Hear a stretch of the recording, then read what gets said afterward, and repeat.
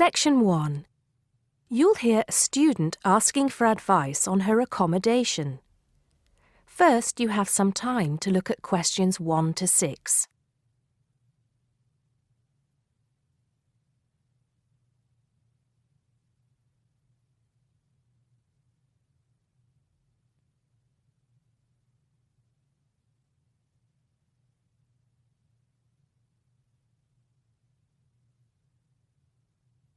You'll see that there is an example which has been done for you. On this occasion only, the conversation relating to this will be played first. First, can you give me your name and address, please? Yes, I'm Maria Dominguez. Maria says her name, so Maria Dominguez has been written in the notes next to name. Now we shall begin. You should answer the questions as you listen, because you will not hear the recording a second time. Listen carefully and answer questions 1 to 6. Good morning. So, what can I do for you? Well, it's about the accommodation where I'm staying at the moment. First, can you give me your name and address, please? Yes, I'm Maria Dominguez, and the address is 12 Pine Tree Terrace. It's in Westcliff. I'm staying with 2 other students. There's actually 4 of us in the house, us 3 students and the lady who rents the house to us. So, is there a problem? Well, there are a few, actually. You know, I'm a first-year student, and though I lived away from home for a while when I was studying over the summer in Mexico City, I've never lived abroad, and it's a big change for me. The course is tough, but that's not the main difficulty. I'm coping with that up till now, anyway. The accommodation was arranged for you by our office, wasn't it? It's a nice place by the sea. Okay, but it's difficult. There are only a few buses, and it takes about 50 minutes. It's just so far away, and there's no way I can get back if I want to stay on after 7. And also the other thing is, there's nothing to do there. It's basically just a village. All my friends stay on campus. What about the girls you live with? Do you get on with them? Well, when I see them, but one of them is hardly ever there. Mostly she stays in a house with friends. They've got plenty of extra space, you see. The other girl is quiet as a mouse and hardly ever leaves her room.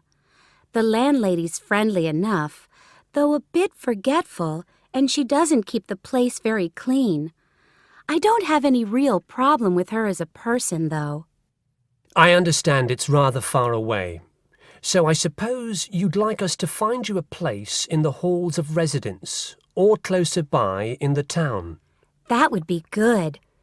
You did say in your brochure that most first-year students are offered a place in halls. I think it actually said final-year students have priority there. They need the library facilities more for studying for their finals. Before you hear the rest of the conversation, you have some time to look at questions 7 to 10.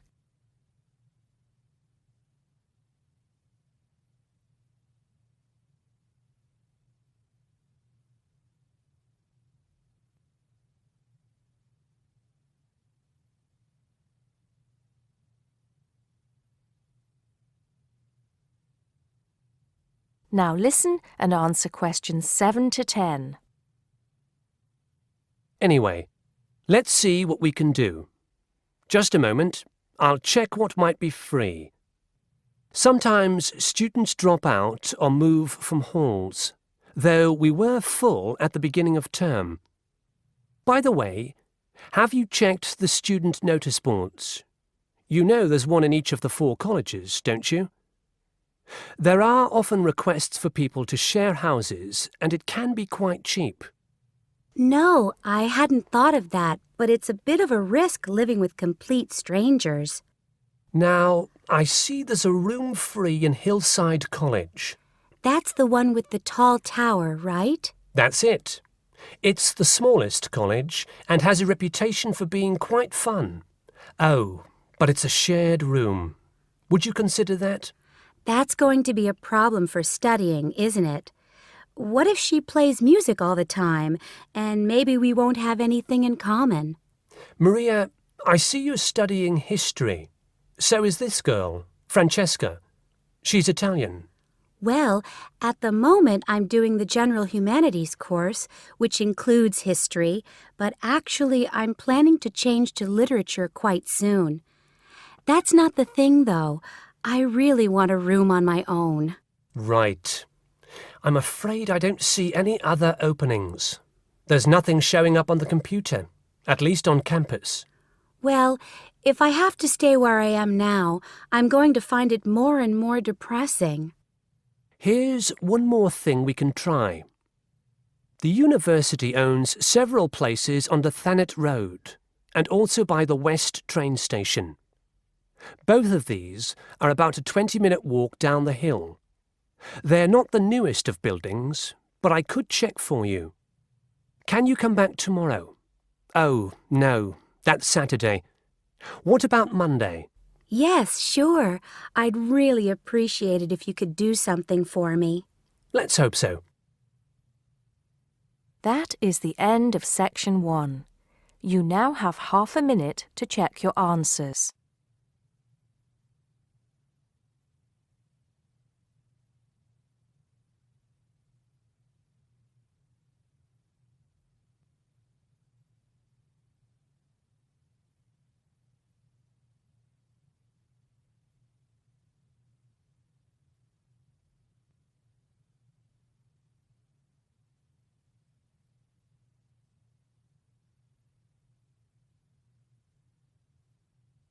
Now turn to Section 2.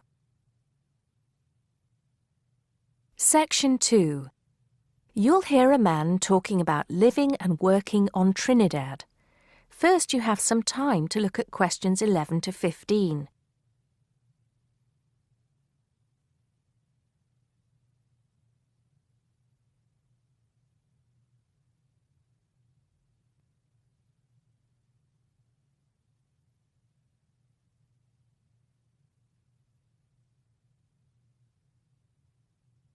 Now listen carefully and answer questions 11 to 15.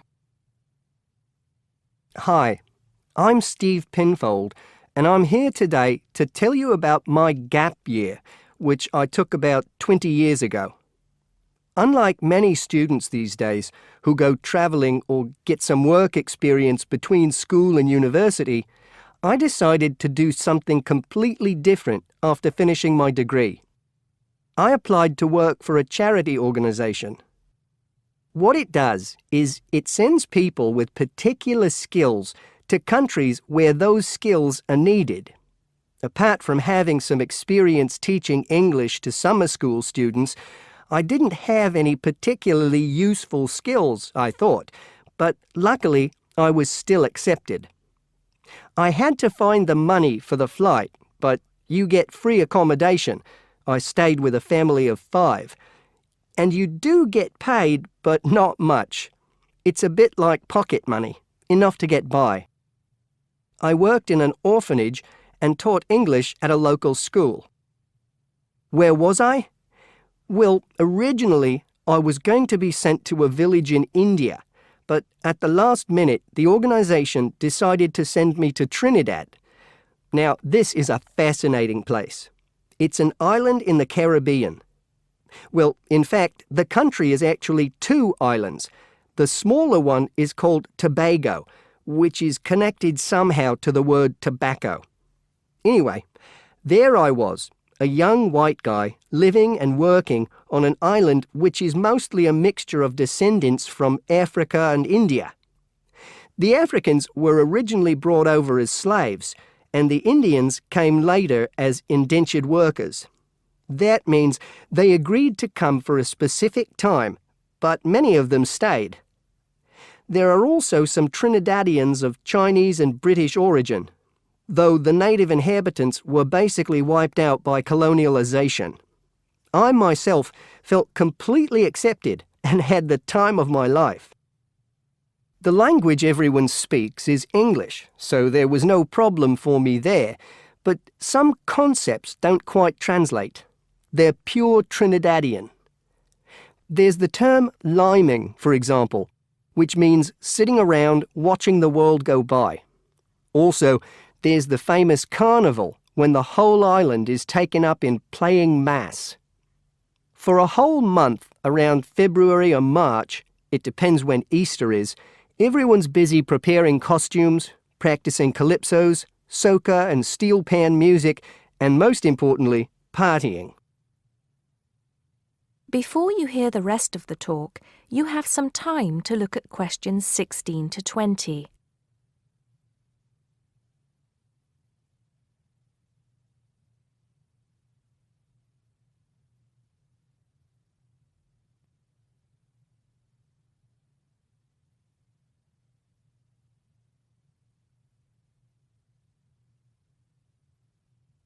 Now listen and answer questions 16 to 20.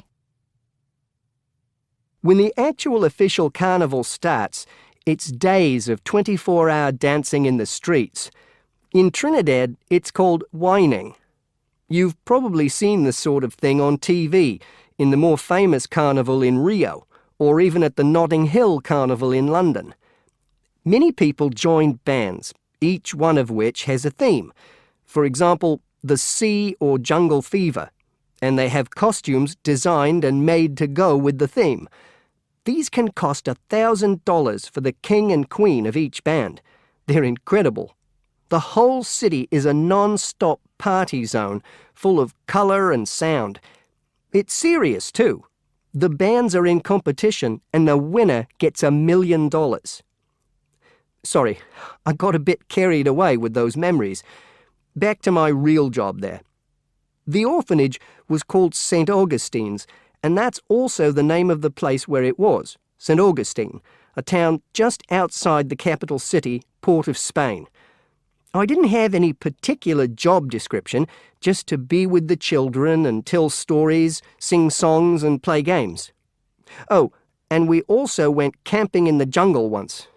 I could tell you a few stories about that particular escapade. Every time I arrived at the gate, kids would come running towards me, shouting, with big smiles on their faces. The younger children seemed fascinated by my blonde hair and loved to touch it as if it was something miraculous. The English teaching I did 2 days a week in a primary school for 6 to 11-year-olds.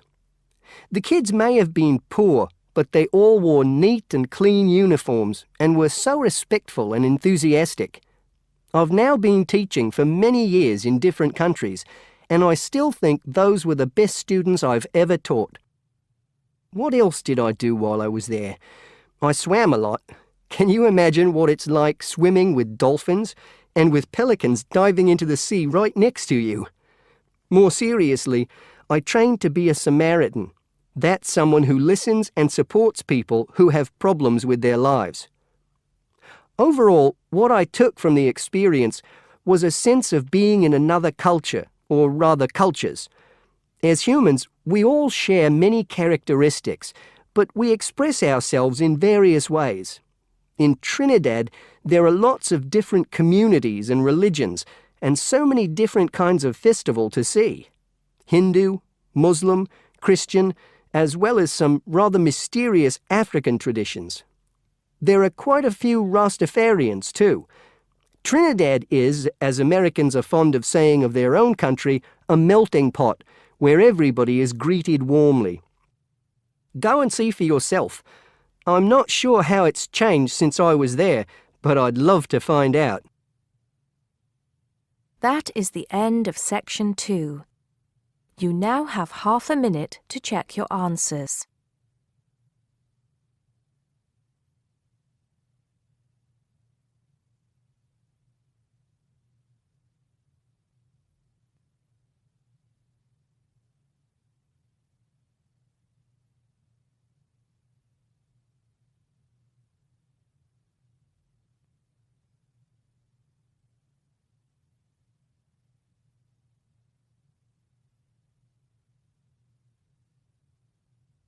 Now turn to section 3.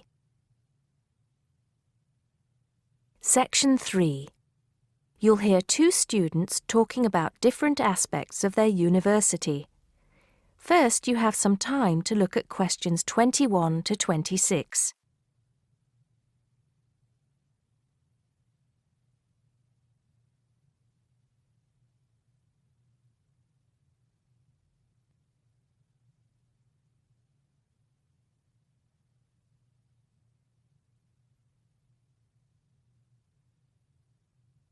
Now listen carefully and answer questions 21 to 26. Great party last night.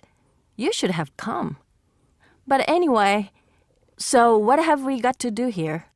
We're supposed to fill this form in by ourselves, but I'm sure it's okay if we chat about it first, don't you think? Yeah, sure. So, there are 10 questions and we've got to tick numbers 1 to 5 for each question. 5 means really good. 1 is bad. Question number 1. Was the course well organized? We'll give that a 5, agree? Yep. No question about that. What does question 2 mean, though? Was the teacher flexible? Is it good to be flexible? Well, that means, was the teacher very strict? Or maybe she gave you more time to complete your assignment. Things like that. So for that question, we should give her a 5. She always gave us an extra day, didn't she? And she wanted to know our opinions on things. We had great discussions. Fair enough. What about this one? Was the teacher friendly and encouraging? I'm not sure about that. She was friendly to some students, but I think she had a problem with Mike and Alex, who were usually late. She did get a bit irritated with them sometimes. Yeah, we weren't too happy about them either, though. I know it was a bit early, with classes starting at 8:30, but you choose if you want to sign up to them or not. So that's no excuse, really. Yeah, they could have taken the evening classes if they didn't want to wake up early in the morning. Now, what about these questions on the course books? Look, the business studies book was interesting, but I thought the human behavior one was boring. Really? That's the one I like the most, perhaps because I want to study psychology. You want to become master of the universe, managing a huge multinational company, don't you? There's nothing wrong with being ambitious, you know? The best laid plans of mice and men. What's that? Some sort of quote? Stop being so literary. Let's get on with question 5. Did you find the campus library a useful resource? Well, most of the books I wanted had already been taken out, but the internet access was definitely useful. Let's give that a 4. Okay, and the staff there were always friendly and helpful. Before you hear the rest of the conversation, you have some time to look at questions 27 to 30.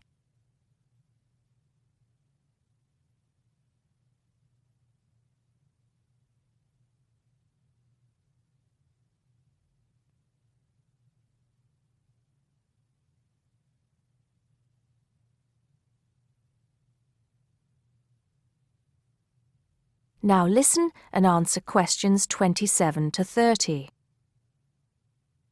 Now, what's this? You know, they keep going on at us about how we don't use the off-campus library enough. I suppose this question is to test if we know where things are there. So here's a plan of the library. You use it more than me. I've only been there once, actually. You tell me. Right. So as you go in, the librarian's desk is on your right. Directly opposite is the section for new publications, new books the college has acquired. Some of them are actually written by our own teachers, interestingly enough. Then there's lots of seating and the computers. Behind that, we've got the periodicals, newspapers and magazines. And that's before the reference section, you know, with the books you can't take out. Dictionaries and encyclopedias?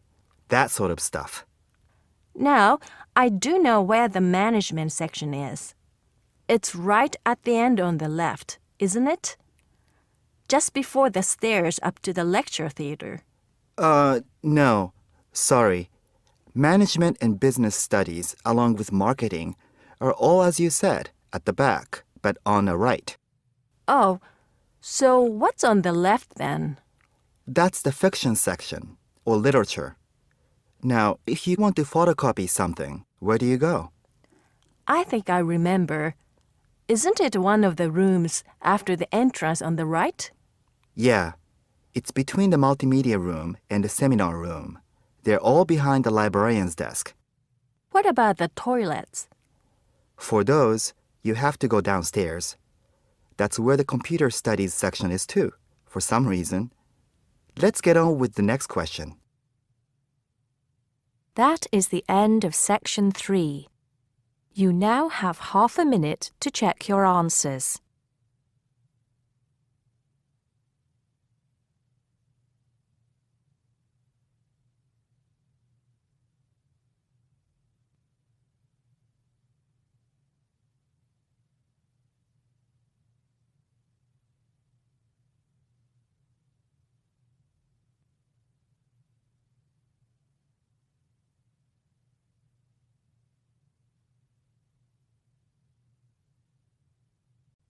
Now turn to section 4. Section 4. You'll hear a lecturer talking to students about sport in Ireland. First, you have some time to look at questions 31 to 33.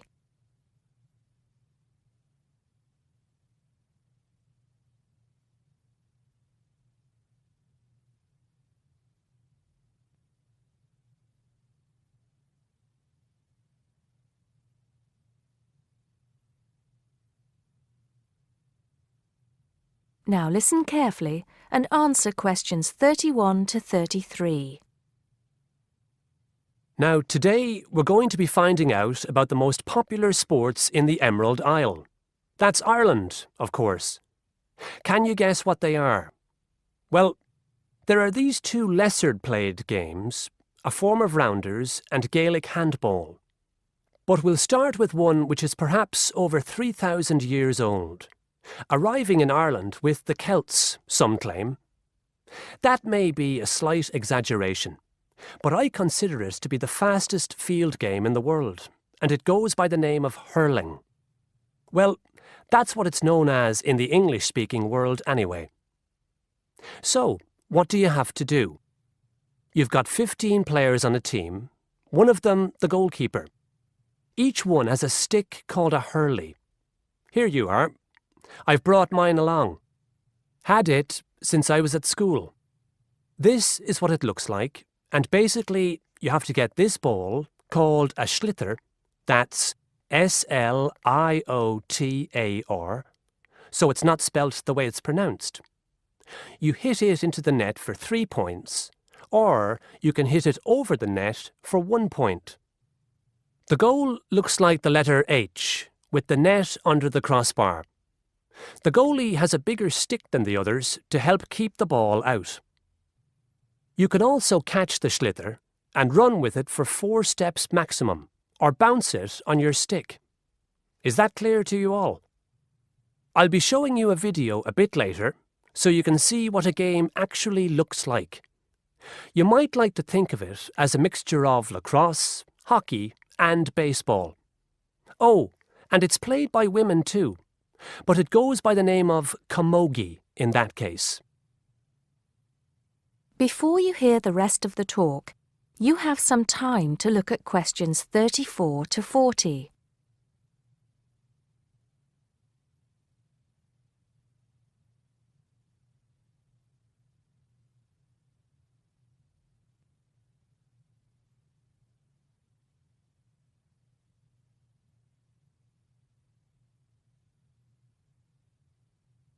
Now listen and answer questions 34 to 40.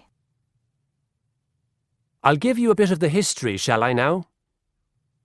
Generally, the golden age of the game is considered to be the 18th century. But systematic rules were first agreed and drawn up at that great shrine of learning, Trinity College Dublin, in 1879, founding the Irish Hurling Union, closely followed just a few years later by the formation of the Gaelic Athletics Association. With greater organisation last century, the All-Ireland Hurling Championship got off to a flying start, and I'm proud to say that my own native city of Cork has won more than 20 titles over the years. But then, so have Kilkenny and Tipperary. Is it only played in Ireland? No. Well, it is the only country with a national team at the moment, but you may be surprised to discover there are hurling clubs in London, as well as in America and Argentina, to name just a few. The other game I'd like to take a little time to introduce you to is Gaelic football, which is played on the same pitch as hurling with the same number of players, but there's no net. You just have to get the ball over your opponent's goalposts, and you can do that by kicking or punching the ball.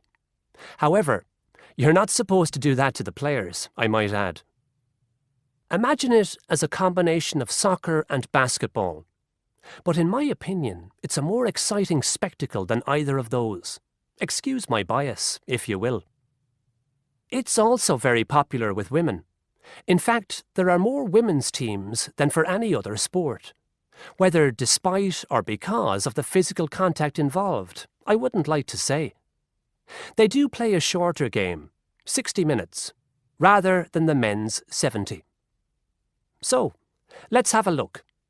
If we can have the lights down, I'll see if I can get this technology to work.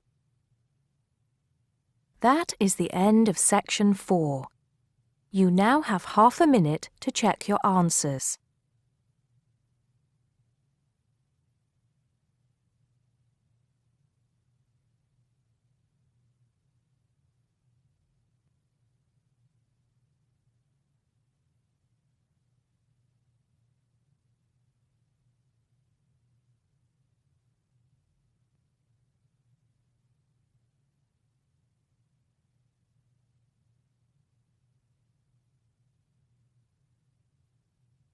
That is the end of the listening test. You now have 10 minutes to transfer your answers to the listening answer sheet.